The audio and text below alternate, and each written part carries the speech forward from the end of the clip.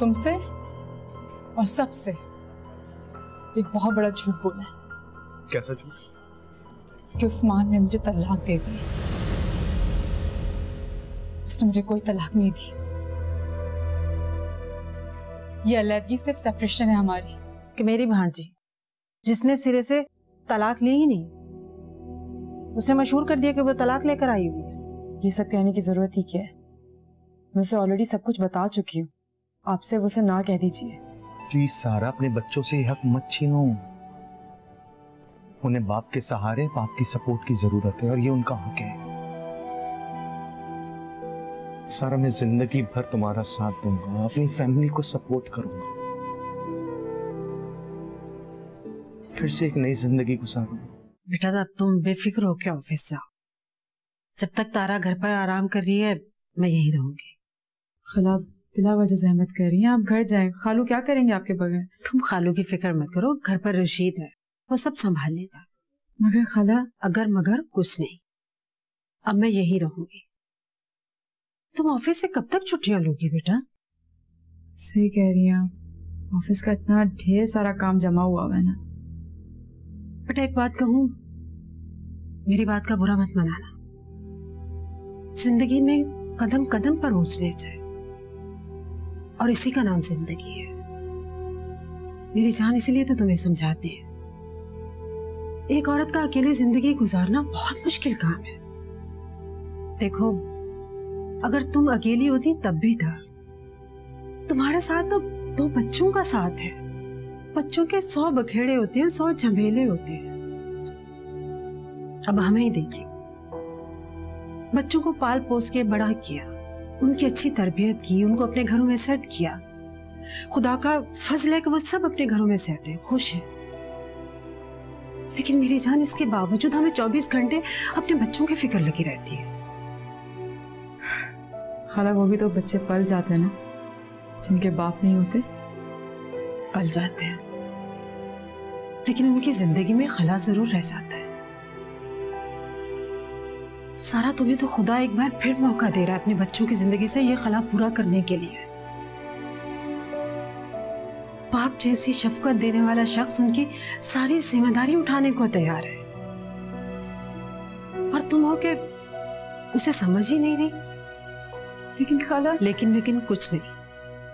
अगर तुम इस अहमियत से इनकारी हो तो उस रात जब मैंने फोन नहीं अटेंड किया था तो तुमने तैमूर को फोन करके यहां क्यों बुलाया?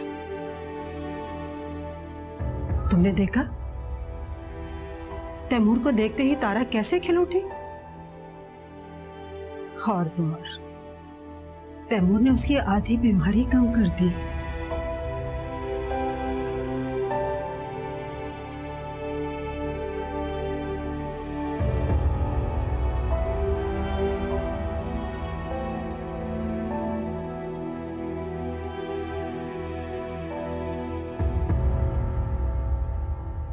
सारा, तुम्हारे इन्हीं रवैयों की वजह से तुम्हारे बच्चे तुमसे दूर हो रहे हैं। हालात की सख्तियां और काम की मजबूरियों ने तुम्हें चिड़चिड़ा बना दिया कि तुम्हारे अपने बच्चे तुमसे कोई बात करने से पहले डर रहे हैं कि हम बात करेंगे तो कहीं कि तुम उल्टा डांटो नहीं। अब तारा की बात लेते हैं। आयान ने मुझे बताया काफी दिनों से इसकी तबीयत खराब थी, लेकिन वो तुम्हें बताने से डर रही थी कि कहीं उल्टा तुम उसे न डांटो। ये सब क्या है?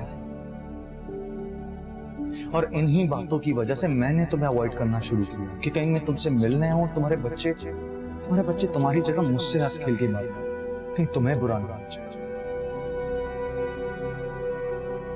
एक औरत का अकेले जिंदगी गुजारना बहुत मुश्किल काम है। देखो अगर तुम अकेली होती तब भी था, तुम्हारे साथ तो 2 बच्चों का साथ है। बच्चों के 100 बखेड़े होते हैं, 100 झमेले होते हैं। तुमने देखा तैमूर को देखते ही तारा कैसे खिल उठी? और तैमूर ने उसकी आधी बीमारी कम कर दी।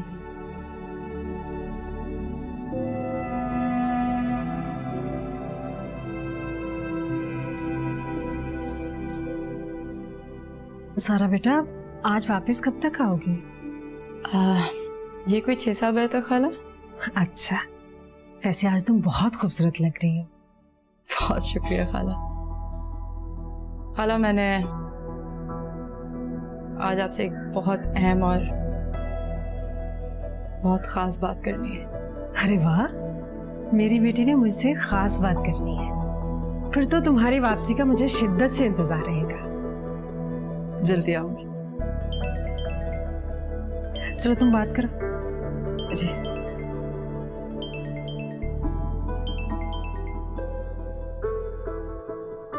हेलो जी, अस्सलाम वालेकुम।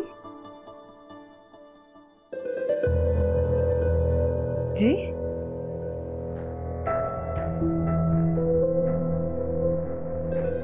क्या?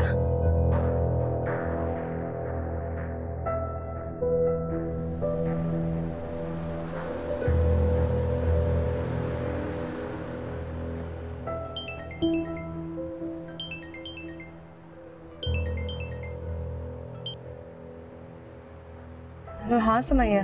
सारा, तुम कहाँ हो? इस रास्ते में हूँ। क्यों?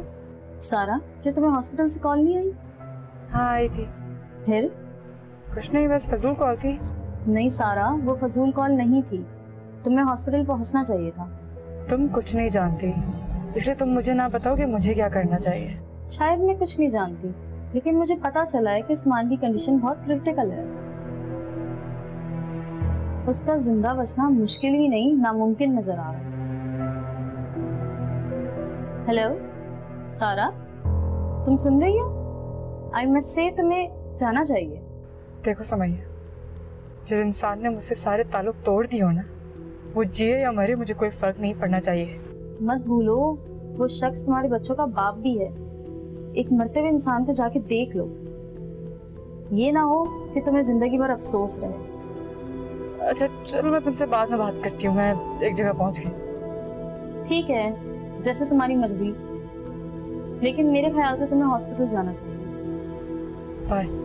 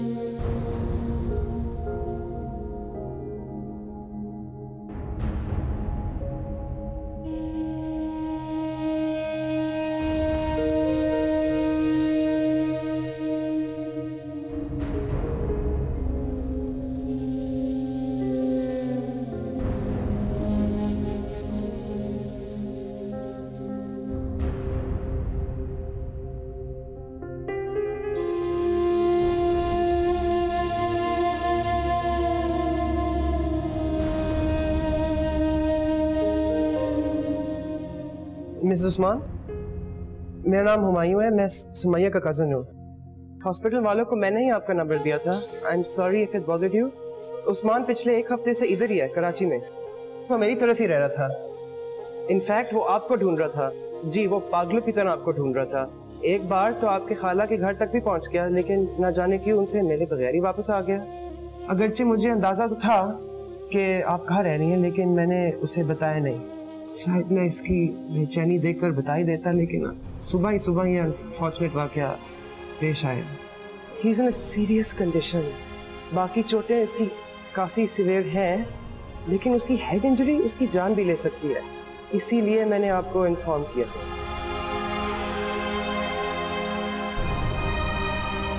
एक्सक्यूज मी, मैं थोड़ी देर में आता हूं।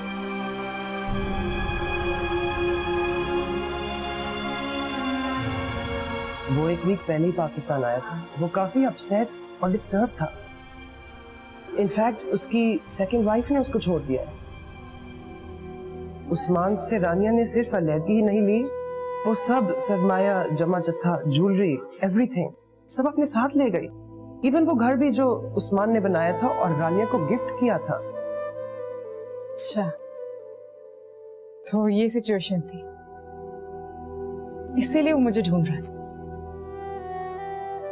और उसकी खुशफहमी कि वो मुझे ढूंढ लेगा तो मैं उसको मिल भी जाऊंगी। मैंने भी उसे यही कहा था, लेकिन जानती हैं आप उसने मुझे क्या जवाब दिया? वो बोला मेरे और सारा के रिश्ते में मैं बुरा था जबकि सारा बहुत अच्छी थी। हर एहसास इंसान को तब होता है जब अपने हाथ से हर चीज गवा देता है। मैंने एग्जैक्टली उसे यही बात कही थी, लेकिन वो कहने लगा कि उसे ये एहसास बहुत पहले हो चुका था, लेकिन वक्त आगे निकलता गया और वो पीछे रहता चला। मैं जानती हूँ उस्मान को बातें बहुत अच्छे से बनाना आती है। मैं गलत किया, मुझे यहाँ नहीं बुलाना चाहिए था।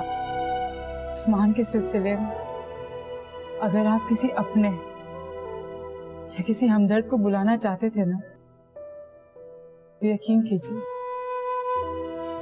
ना ही वो मैं अपनी और ना ही वो हमदर्द हूँ। मैं जानता हूँ, उस्मान भी जानता है, लेकिन उसकी एक कही हुई बात ने मुझे आपको कॉल करने का हौसला दिया था। और वो क्या बात? जब मैंने उस्मान से कहा कि उस्मान तुम सोच भी कैसे सकते हो कि तुम इन हालात में सारा को आवाज दोगे और वो तुम्हें अपनी जिंदगी में वेलकम करेगी, भूल चुके तुमने उसके साथ क्या किया था? तो वो बोला मैं अपना रवैया नहीं भूला, लेकिन मुझे यकीन है कि सारा भी नहीं भूली होगी।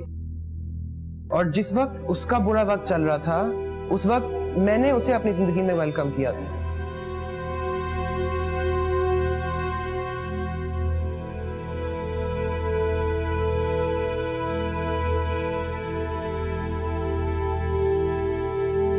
मैं अपना रवैया नहीं भूला, लेकिन मुझे यकीन है कि सारा भी नहीं भूली होगी। और जिस वक्त उसका बुरा वक्त चल रहा था, उस वक्त मैंने उसे अपनी जिंदगी में वेलकम किया था। आपके डैडी ने मुझ पर उस वक्त ट्रस्ट किया जब वो बहुत मजबूर थे। मैं भरोसे के काबिल था, मेरे लिए ये बहुत खुशी की बात है। लेकिन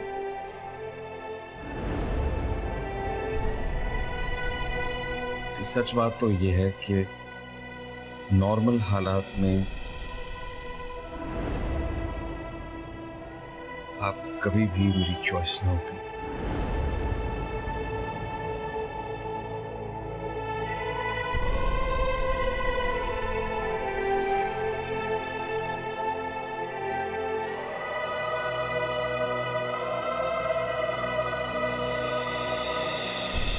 सारा बेटा, सब खैरियत है?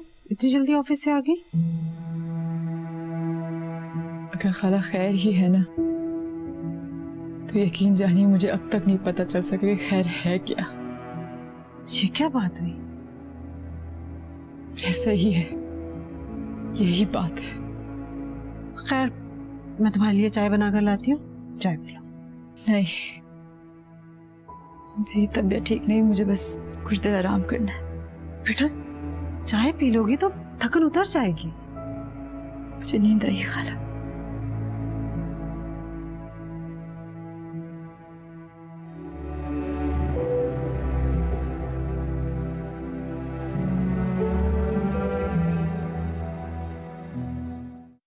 खाला, खाना बहुत मजे का बनाया था आपने। होमवर्क कंप्लीट हो रहा है? जी मामा। आप लोग का स्पोर्ट्स वीक स्टार्ट हो रहा है ना? जी। आयान, तुम किस स्पोर्ट में पार्टिसिपेट कर रहे हो? किसी में भी नहीं। क्यों? मामा, तैमूर अंकल ने कहा था वो मुझे स्पोर्ट्स ग्राउंड लेकर जाएंगे, पर वो अपनी बातें पूरी नहीं करते। अच्छा जाओ आप लोग सो, लेट हो गया। ओके मामा। जल्दी जल्दी।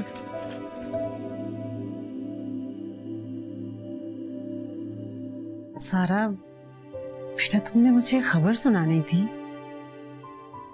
जी खाला, सुनानी थी।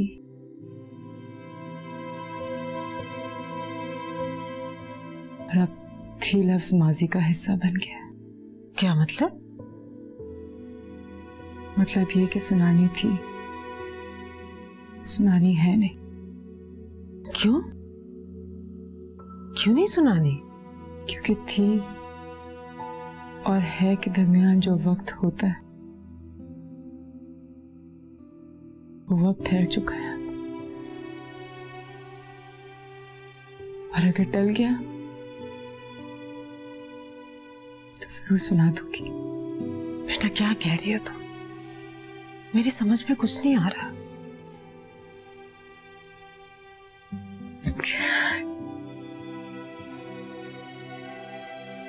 खाला समझ में तो मेरे भी नहीं आ रहा कि जो कुछ हो रहा है वो हमेशा मेरे साथ ही क्यों होता है।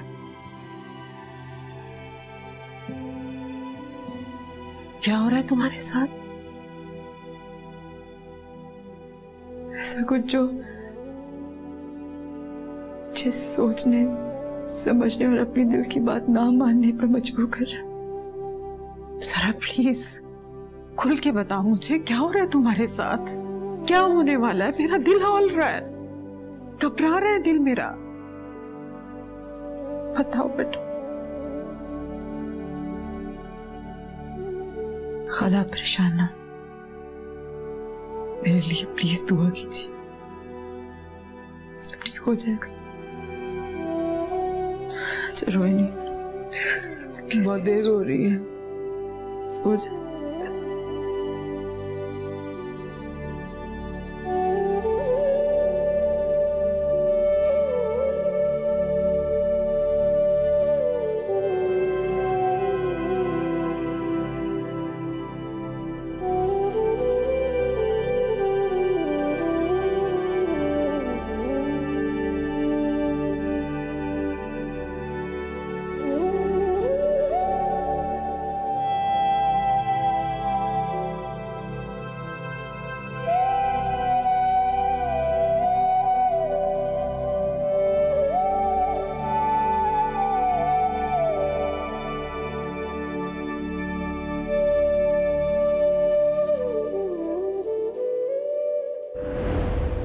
एक बात तो यह है कि सब बातों को एक तरफ रखकर सोचो कि हम जो जिंदगी गुजार रहे हैं वो नॉर्मल है क्या?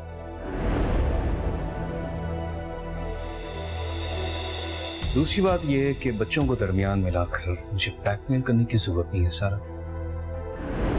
और ना ही मैं हूंगा। तुम अच्छी तरह जानती हो कि तुम कभी भी मेरा इंतखाब नहीं की। एक छोटी सी मुरव्वत पर मैंने इतनी लंबी जिंदगी तुम्हारे साथ गुजार दी, क्या ये कम कुर्बानी है? इतने बरस गुजर गए उस एक ट्रस्ट पर जो तुम्हारे बाप के कहने पर मैंने तुम पर किया। मुझे कौन क्या नहीं सुनाता रहा तुम्हारे बारे में। मेरी आंखों पर एतबार की पट्टी बांधकर मेरे पीठ पीछे क्या खेल खेलती रही तुम, जो मुझ पर कभी ना खुलता, जो सोच मैं अपनी आंखों से ना देख लेता। और जो मैंने देखा वो हकीकत है, तो इसमें मान लेने में क्या हर्ज है सारा कि you are no more sincere to me. तो फिर मैं किस मुरव्वत पर बाकी की जिंदगी तुम्हारे साथ अंधों की तरह गुजार दूं? जिंदगी पर, जिंदगी की खुशियों पर, जिंदगी को एक मन चाहे लाइफ पार्टनर के साथ गुजारने पर मेरा भी तो हक है।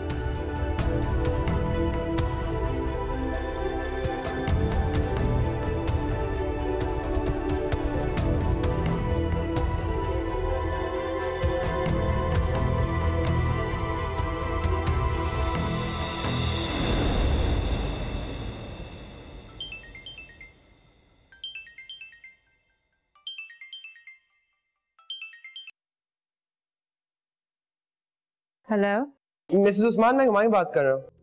जी कहिए। आज आप हॉस्पिटल नहीं आई, बस यही पूछना था आपसे। मैं नहीं जानती कि आप क्यों एक्सपेक्ट कर रहे थे कि मैं वहाँ आऊंगी आज। अच्छा, क्या आपको नहीं आना चाहिए था? हरगिज नहीं। अजीब बात है, लेकिन हरगिज नहीं तो आपको कल कह देना चाहिए था, लेकिन कल तो आप आ गई। कल वहाँ आने के लिए सुमैया ने इसरार किया था, सिर्फ उसी के कहने पे वहाँ चली गई थी। आप कल जैसे भी आई, आपने उस्मान की कंडीशन देख ली थी, और आज उसकी कंडीशन कल से भी ज्यादा बुरी है। उसकी बॉडी के अंदर कहीं खून बहना रुक नहीं रहा। डॉक्टर ज्यादा होपफुल नहीं है। जो कुछ भी है ना मायो, आप प्लीज मुझे कॉल करके अपना और मेरा वक्त ना ज़ाया कीजिए। लेकिन मिसेस उस्मान, लिसन हुमायूं, मेरे और उस्मान के दरमियान ना ऐसा कुछ बाकी नहीं रहा जिसकी वजह से मैं उनके लिए कुछ भी फील कर सकूं। ना ही हमदर्दी, ना ही कोई सिंपैथी, कुछ भी नहीं। आप शायद ठीक कह रहे हैं मिसेस उस्मान, लेकिन माफ कीजिएगा, उस्मान के दरमियान अगर सब कुछ खत्म होने से बच गया है तो उसकी वजह भी आप है। क्या मतलब है? उस्मान ने ही बताया था कि आपने उसे रिक्वेस्ट की थी कि वो आपको डिवोर्स ना करे। हाँ, लेकिन क्या मिसेस उस्मान, अगर आपने रिक्वेस्ट की थी इसकी कोई वजह भी होगी। यकीनन आप अपने और उस्मान के दरमियान कोई एक रास्ता खुला रखना चाहती हो, तभी डिवोर्स होते होते रहेगा। और शायद वही एक खुला रास्ता था जिस पर आप खुद चल कर कल यहाँ आए। उसकी जिंदगी का कुछ भरोसा नहीं मिसेस उस्मान, बेहतर होगा कि आप यहाँ कुछ लम्हे उसके साथ गुजार लें।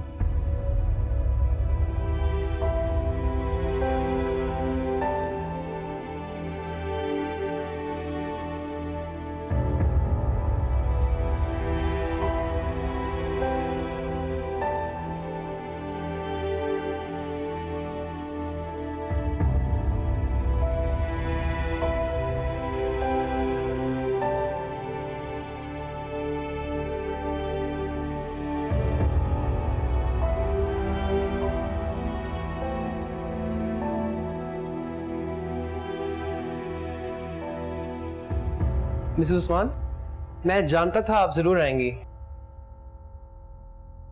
आप कैसे जानते थे कि मैं आऊंगी? पिछले एक हफ्ते से मैं उस्मान से आपके बारे में इतना कुछ सुन रहा हूँ, इसी वजह से मैं जानता था आप जरूर आएंगी।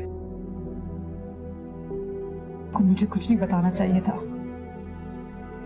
शायद मैं ऐसा ना करता अगर उस्मान की कंडीशन इतनी हेल्पलेस और इतनी तन्हा ना होती। ये आपकी गलत फहमी है।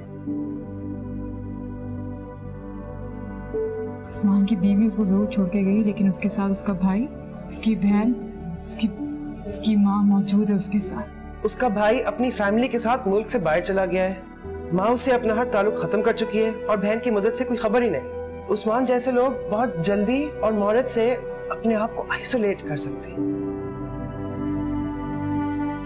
और आप मुझसे फिर भी ये एक्सपेक्ट कर रहे हैं कि मैं यहाँ रोज आया करूँ? जी फिर भी, और देख लीजिए आप फिर आज आ गए। यही भरोसा उस्मान को भी था कि जब आप उसको अपने सामने पा लेंगी, आप सब कुछ भूल जाते हुए उसको माफ कर देंगी, क्योंकि आप बहुत बड़े दिल की मालिक हैं मिसेस उस्मान, और क्योंकि आप अपने फादर का ट्रस्ट ओन करती हैं। जी मिसेस उस्मान, इसीलिए तो आपने एक रास्ता खुला रखा। नहीं, मैं अब हर रास्ते बंद कर देना चाहती हूँ। अगर ऐसा ही है तो फिर भी तो आपको इंतजार करना पड़ेगा ना। I mean, उसके जिंदा रहने का या उसका मर जाने का।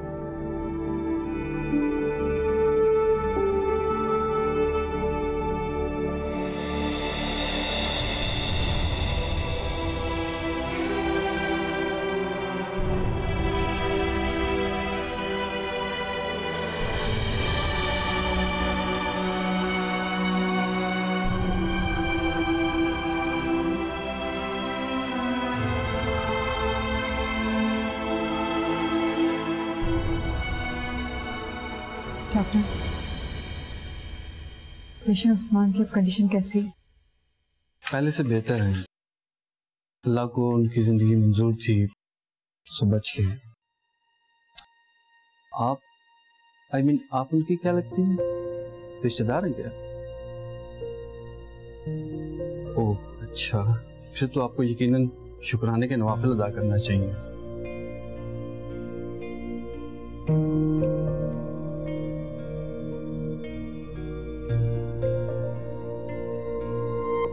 अगर ऐसा ही है फिर भी तो आपको इंतजार करना पड़ेगा। I mean, उसके जिंदा रहने का या उसका मर जाने का।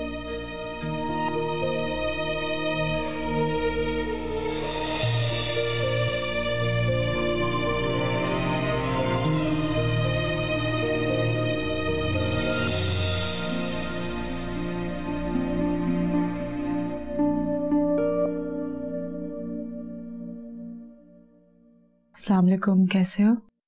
वालेकुम अस्सलाम। हाँ मैं बिल्कुल ठीक हूँ, तुम बताओ तुम कहाँ गायब हो? कहीं नहीं, बस यही हूँ। कहाँ यही हूँ? आज शाम में तुम्हारी तरफ आया था, तुम्हें पता ही बात? अच्छा, नहीं मुझे तो नहीं पता।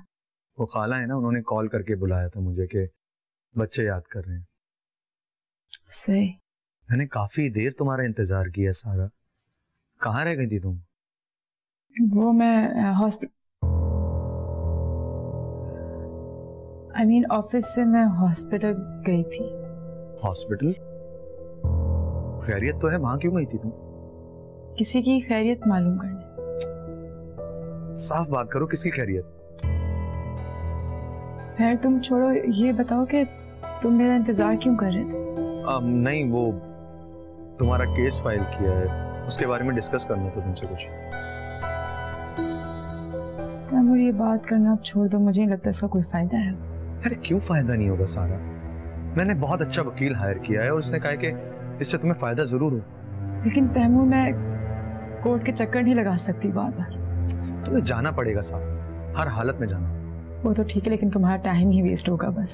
सारा, ये सारी बातें तुम्हें उस वक्त मुझे बतानी थी जब तुम मुझे ये केस सुना रही थी। अब तुम्हें सारा केस इनिशियल फाइल कर चुका हूँ। सिर्फ तुम्हारे लिए कह रही हूँ तैमूर।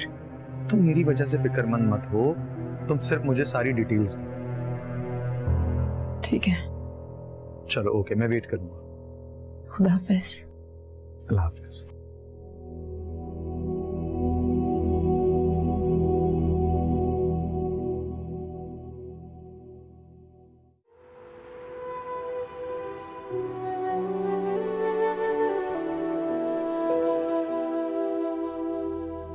ये मैं क्या कर रही हूँ? क्यों उस्मान को देखने हॉस्पिटल पहुंच गई? गलत किया मैंने। कुछ भी हो जाता मुझे तो पहले ही रोज हॉस्पिटल नहीं जाना चाहिए था मुझे। क्या करने गई थी मैं वहां? ये देखने कि उस्मान मर गया या अभी भी जिंदा है। मर गया होता तो सारा किस्सा ही खत्म हो जाता, सब झंझटों से जान छूट जाती। लेकिन किस्सा तो ये है कि वो तो बच गया ना, और ना जाने कब तक यूं हॉस्पिटल में पड़ा रहेगा। हुमायूं की बात इग्नोर नहीं की जा सकती। मुझे अपनी जिंदगी का कोई भी फैसला करने के लिए उस्मान की जिंदगी या उस्मान की मौत, दोनों ही का इल्म होना जरूरी है। एक गाफिल और शदीद जख्मी इंसान से खुला भी नहीं ली जा सकती, और जब तक वो मर न जाए उससे वैसे ही जान नहीं छूट सकती। सारी गलती ही मेरी है। ना उस वक्त मैं उस्मान को तलाक से रोकती, और ना ही आज मुझे ऐसा इंतजार करना पड़ता। तुमने ये रास्ता इसलिए खुला रखा था सारा कि शायद कभी उस्मान को पछतावा महसूस हो और वो तुम्हारी तरफ लौट आए, तुम्हें तुम्हारा शौहर और बच्चों को बाप वापस मिल जाए। बोलो बोलो सारा, बोलो, क्या ये ऐसा नहीं था? हाँ, कि तुमने उस वक्त ऐसा नहीं सोचा था? नहीं, उस वक्त मुझे सिर्फ इज्जत की फिक्र थी, बच्चों के नाम के साथ जुड़े नाम का ख्याल था। तो ठीक है, फिर आप इंतजार करो नाम के साथ जुड़े नाम को नाम से अलग करने का। अब तुम्हें इंतजार ही करना पड़ेगा।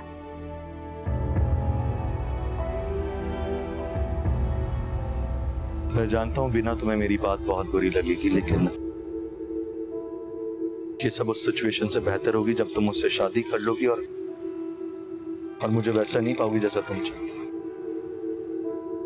तैमूर, एंगेजमेंट तुमने अपनी मर्जी से की थी, तुम्हें किसी ने फोर्स नहीं किया था। सच पूछो तो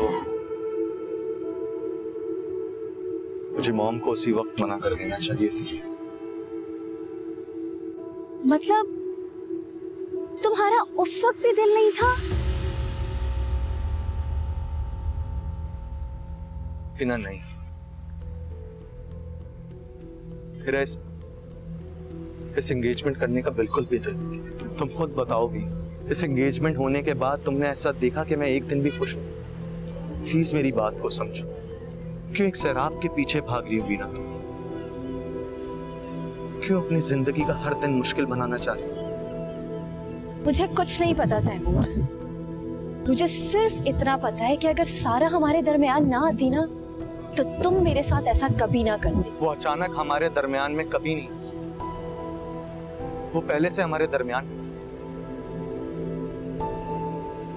बल्कि मेरे दिल। तुम मुझे कह रहे हो तैमूर कि तुम एक शराब के पीछे भाग रही हो? भाग तो तुम खुद रहे हो तैमूर। ऐसा हरगिज नहीं है भी, और अगर ऐसा है भी तो मुझे इस शराब के पीछे भागना बहुत अच्छा लगता है। तुम अपने लिए मेरे सेंटीमेंट को समझते क्यों नहीं हो? मैं अच्छी तरह समझता हूँ बीना, लेकिन तुम नहीं समझ रही। मैं तुम्हारे सेंटिमेंट्स के काबिल नहीं। प्लीज इस बात को अपनी जिद्दी आना का मसला मत बना। बीना तुम बहुत अच्छी लड़की, तुम अपने लिए अपने ही जैसा लाइफ पार्टनर ढूंढो जो।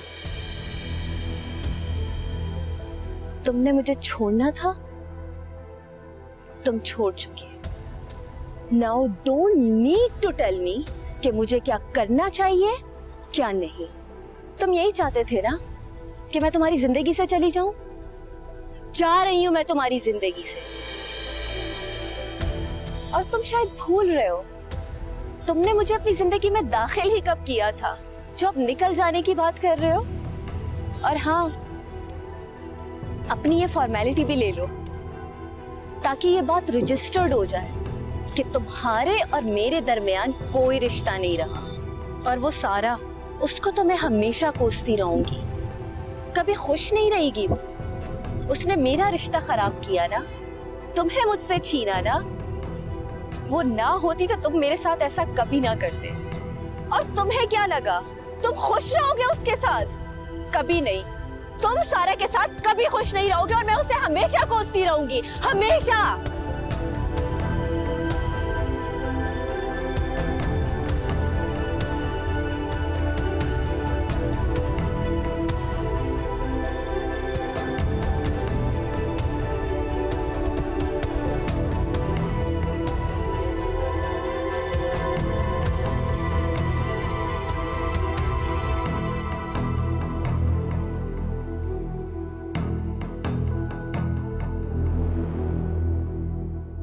पता नहीं मेरी ज़हनी हालत कैसी है इस वक्त, लेकिन मैंने सोचा तुम्हें मुबारकबाद जरूर दे दूं। किस बात की मुबारकबाद आबिंदा? बीना और तैमूर की एंगेजमेंट टूट जाने की मुबारकबाद। मुबारक हो सारा, तुम अपने मकसद में कामयाब हो गई। आबिंदा प्लीज, ये क्या बोल रही हो तुम? मेरा भाई तो कम अकल था ही सारा, लेकिन तुम्हें भी मेरी दोस्ती का ख्याल नहीं आया। आबिंदा प्लीज ऐसा ना बोलो। तुम सिर्फ तैमूर और बीना के दरमियान नहीं आई हो, बल्कि हमारी फैमिली में दरारें पैदा कर दी हैं तुमने। मेरी बात तो सुनो ताबिंदा। सुनने को रह क्या गया है, मुझे कुछ नहीं सुनना। और लेकिन मेरी एक बात जरूर याद रखना, तुम अपनी इस हरकत पर एक दिन जरूर पछताओगी। Tabinda please. Hello,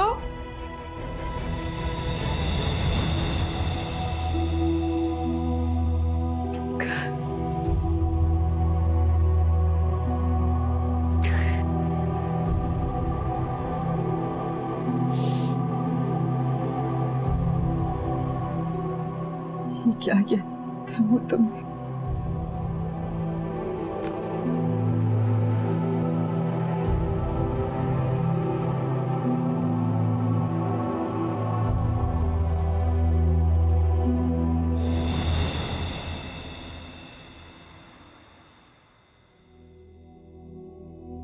try to understand सारा।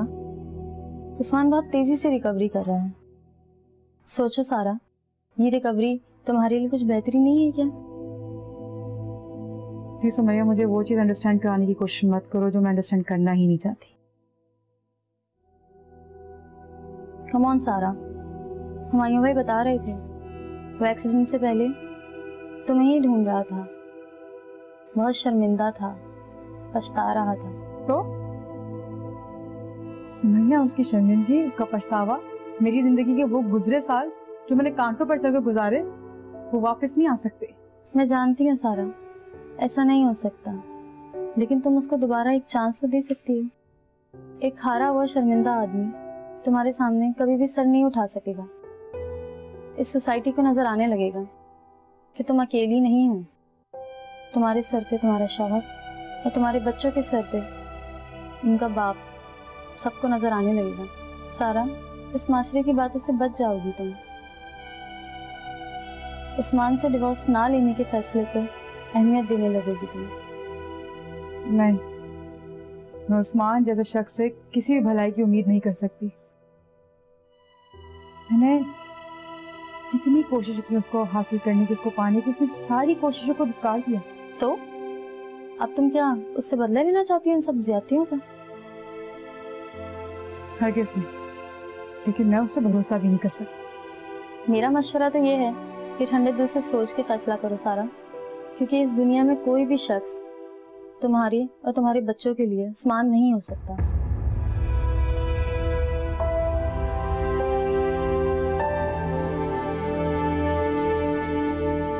तुम सिर्फ तैमूर और बीना के दरमियान ही आई हो, बल्कि हमारी फैमिली में दरारें पैदा कर दी हैं तुमने।